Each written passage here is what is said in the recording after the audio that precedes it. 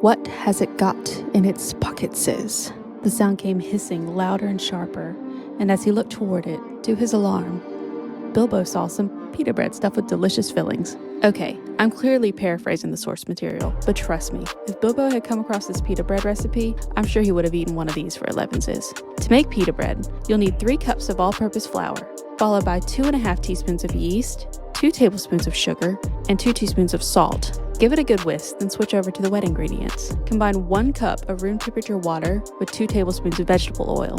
Set your mixer to low and slowly add the oil and water to the dry ingredients. You want to slowly pull everything together and not drown the flour in water all at once. Keep adding water until no dry flour remains. After checking the dough, I can see dry flour is still there, so I'm going to add another 1/4 cup of water.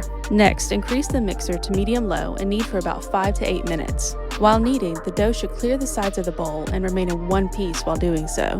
If you see bits of dry dough fly off while kneading, it means your dough is too dry and additional water is needed.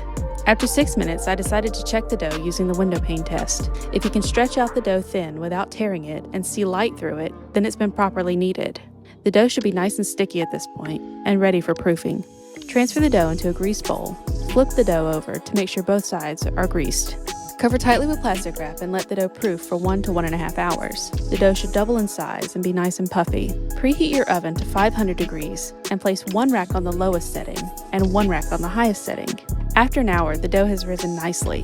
Gently deflate the large air bubbles that form during the proofing process. Dust your fingers in a little flour to help prevent the dough from sticking too much. Dust your work surface with a little flour and turn the dough out onto it. I'm going to coat the edge of my knife in flour and then divide the dough into 8 equal pieces. I do this by first halving the dough and then having those pieces and then having those pieces again.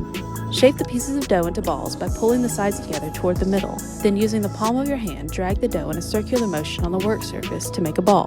Then flatten the dough balls into a thick disc. To shape the pita, place a dough ball onto a floured surface and dust with a little extra flour before flattening them out by hand.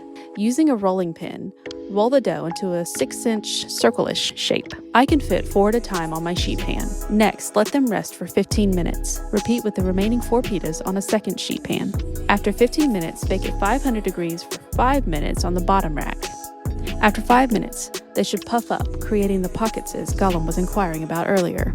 Once the 5 minutes is up, transfer the pan to the top rack and bake for an additional 1 to 3 minutes until the pitas are golden brown. After baking, pull the pitas from the oven and wrap them in a clean tea towel. Repeat with the second batch. Allow to cool for 10 minutes, covered. After 10 minutes, the pitas are ready to have their pocketses filled with anything you desire. Salad, grilled meats and veggies, the One Ring. I made up a quick chicken salad complete with cheese and vinaigrette. A little more cheese and it's perfect. As always, if you have any questions during your bake, feel free to reach out in the comment section for any tips, tricks, or advice. Until next time.